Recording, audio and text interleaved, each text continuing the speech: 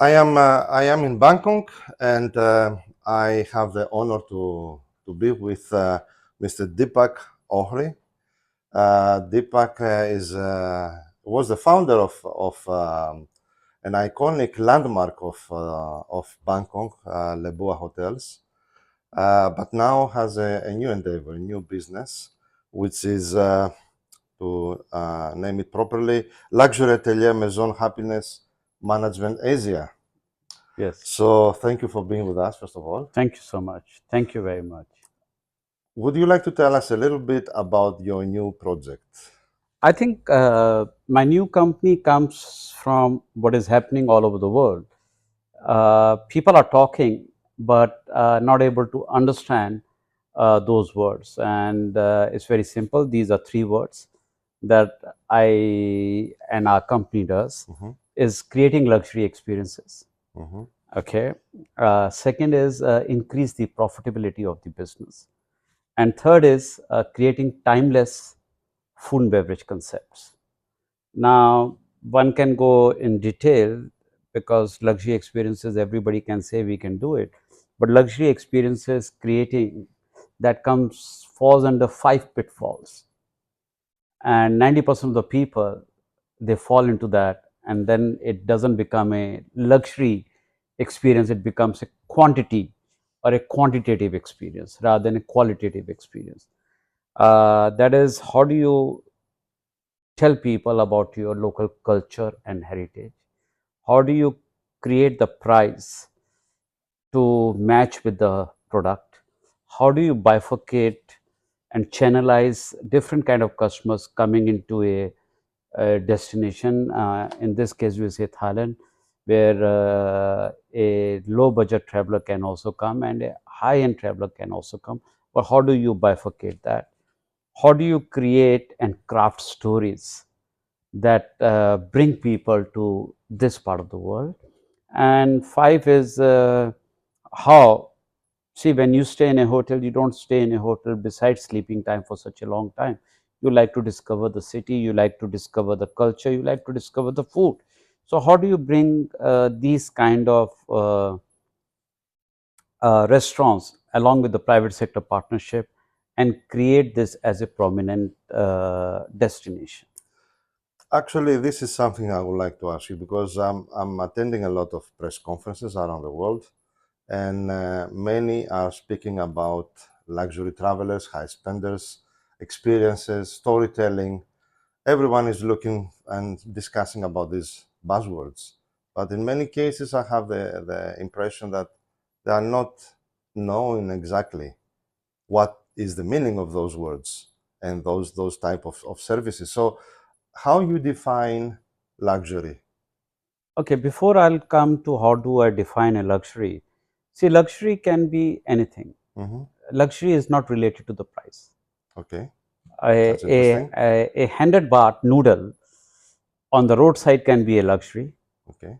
Okay, and a $1,000 meal can also be a luxury. So you cannot say that a $1,000 meal is a luxury because it is expensive. There's no use of that food to be expensive if it is not expressive. But that is the definition of luxury. But coming to that, let's a little bit go back. We have got Airbnb, we have got a lot of luxury yachts that rich people are spending money. Why suddenly there's a rise in Airbnb or VRBO, that is by Expedia, the vacation rental by owners, or by the private yachts or charters? Why there is a sudden increase in this?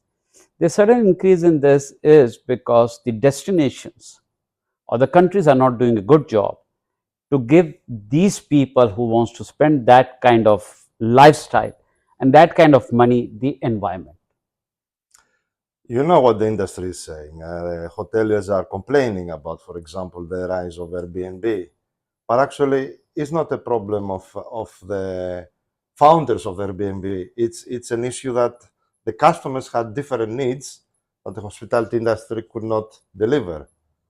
I suppose. Eh? Yes. This is the reason why So we have this. this is a very interesting thing. So Thailand as a destination has done very well by bringing in the tourist. Okay. But industry is claiming that their hotels are not doing well and their restaurants are not doing well. Okay. Now, but destination is showing the numbers have gone up. Going up. So why they are not doing well is because the private sector has failed to understand what the customer want, Mm-hmm. and those needs are fulfilled by the likes of Airbnb or by the likes, in case of Thailand, by street food. Okay. I think Thailand may be the top 3 countries in the world where the street food is very hygienic and very flavorful and a great quality, and they still serve that food with a smile and that passion and that love. So that comparison of that experience has to be matched by the fine dining establishments by creating a little bit of fun in that. So they are lacking in that. Now, why people go to Airbnb? Means I go to the hotel and same tuk-tuk, same 3 shops, same 4 destinations. Why should I spend that kind of money and my privacy to be compromised? I rather stay at Airbnb, craft my own experiences, see the city or the country with a different lens, and have a better experience. And then I go on a cycle, try some nice pad thai, try some noodles, try some khosoi, try the crab omelette, and have a great food and a great experience. So why do I need to spend money Okay. when these kind of experiences are given? The only reason I'll spend the money is when these establishments are able to create an experience for me, create a story for me. Now, there was a article a few days back in New York Times by Pete Wells about World 50, that why some of those chefs, the kind of story they are trying to tell are not accurate. Okay. So they create a storytelling, but they do not create a story living, let's say. Yeah, so there's a gap between storytelling and story living. Okay. Now, customers are very well traveled and a lot of knowledge is available at the tip of the finger on your phone or laptop and everything. So they can find out. So as a brand, I want to tell that this is me. As a customer, the customer wants something different. Both the things have to come closer, and both the things have to come closer in terms of history, the concept, pricing, local experiences, and great food with the experience. So from him saying, I understand that we should start rethinking the type of hospitality we are offering. Maybe we should redesign hospitality somehow. I think we should have, not today, we should have started doing this Long time ago. 7 to 8 years back. Mm-hmm. See, when the Airbnb came, the founders are very smart. Why the founders are very smart? Because they created a product that they saw as a gap.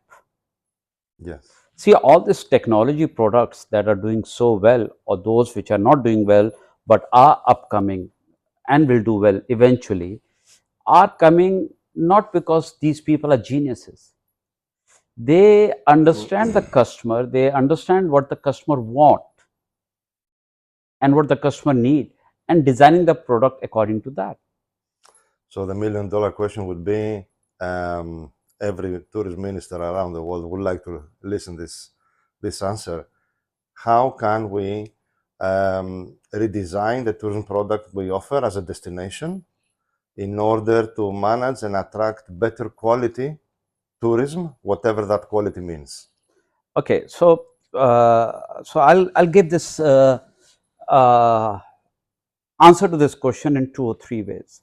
I think the public sector, that is the government, has to create certain experiences. When people enter the country, they just say wow. Mm-hmm. Then when people are walking around in the place, they say wow. And the third thing is that when people are leaving the country, they feel very happy. So this is what the public sector work that has to be done. The private sector has to fill in the gaps there. Now, let's take the Chopaya River. We have a very beautiful river. A lot of luxury hotels are on the river. But then if the government says put a price is always a very good barrier, a very big barrier to create a product.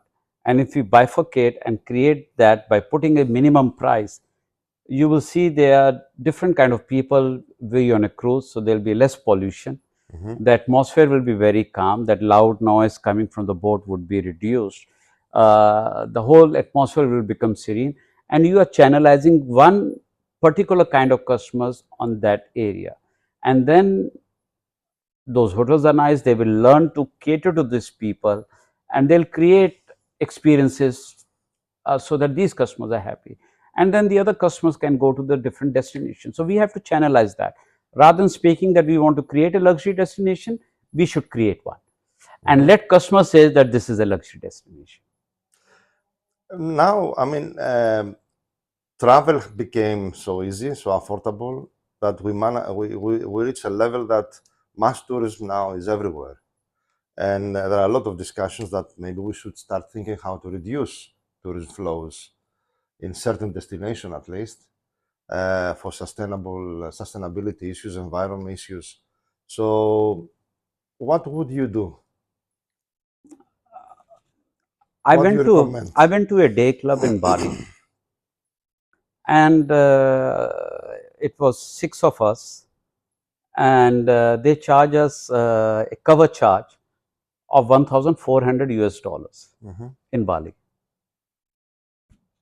And somehow I felt a pinch, but I went there. Okay. Just answering your question. The atmosphere was so good that we entered that place at 12 noon and we left when the place was closed at 7.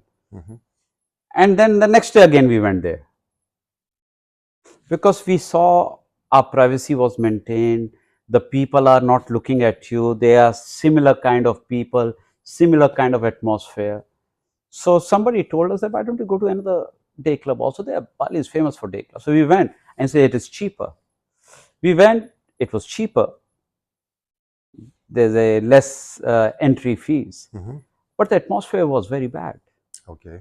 And we left within 1 hour. So the first lesson one should learn is that if you want a high quality people to come, create price as a barrier. Okay. That not everybody can come in. So, but then when you create price as a barrier, you have to be sure that the private sector is there to cater to these people with the similar kind of products and similar kind of experiences. So, I'm doing a project in Napa. Napa is considered as a village. Do not laugh, but it is a village because 90% of the land is agricultural land. To get the land to do the hotel, it requires entitlement and permits. So it's a huge process. And there are a lot of restrictions to build a hotel. But the point is, when you build a hotel, you can charge the price and people are ready to pay the price. And you really feel, you don't feel you're in a village. And that place has got, Napa Sonoma has got 2 to 3-star restaurants. They have a lot of 1-star restaurants. There are a lot of cafes. There's one cafe in St. Helena where, which is famous because of Oprah. So all those people, they're going there. So they're going there because of the wines also. Wines are good. But also because the hospitality is good. Also because the experiences are good. Also because the market is geared to cater to these kind of people. So if within California and Napa can create a product like that, or Orange County can create a product like that between LA and San Diego to have a higher average room rate than LA and San Diego, then why can't we do that in Thailand, or why can't we do that in Singapore, or why can't we do that in Indonesia? So there is an opportunity, but there's no blueprint, there's no understanding, and we are not looking at it. Can that level of tourism that you described can coexist with whatever we have now, the mass or the more budget, let's say, travel? Everything can coexist, and that's because we are coexisting in this planet also. Okay. These people have homes, right? Sure. They are living, they are coexisting. So the fundamentally is we all can coexist, but we live in different areas. Okay. We go to different places, Okay. but we are still coexisting. Sometimes we use a same mode of transport, like a same flight, but we are sitting in a different place. But we still coexist, right? So if we can coexist in this universe, on this planet, in terms of how we live, how we travel, then why we cannot coexist in a particular destinations? What do you think? Thailand is a luxury destination? Far away from luxury destination as of today, Okay. but can be and has the potential to be. And how about Thais as travelers? They are very well experienced travelers. Okay. You see how they travel overseas. You see how they travel to Japan, how they travel to Europe, or how they travel to US. So they are very experienced travelers. They are very mature travelers. They know what to spend money on.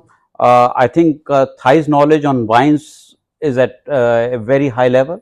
I've not done any study or research, but I'll be not surprised if I find Thais are top 5 in the world in terms of knowledge of wines. I will share an experience with you regarding this topic. Some years ago, I participated at a wine fair here in Bangkok. I was very much surprised when Thais were coming to experience Greek wines and they were asking specific type of grapes. I say, how they know? I mean, Greece is not that famous for wines, but they still knew exactly what they are looking.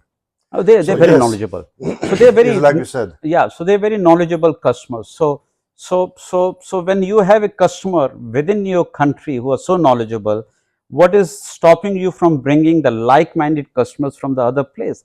Meaning the destination has to work a little bit differently. So maybe Thailand did not manage yet to build the image, the right image, let's say, both for the country, but also for the level of development that exists here or the level of experience that people have here? Let me ask you a question with this question. Why do people go to, rich people are seen or celebrities are seen going to Saint Tropez? Image probably of the place, the image of the place that is. What is so different in luxury destination? Why it become a luxury destination? They build an image like this. They build their storytelling around that like this. We also build our image storytelling like that. Okay. But then we overkill it by construction. Okay. Napa also create a story, but they don't overkill it by construction.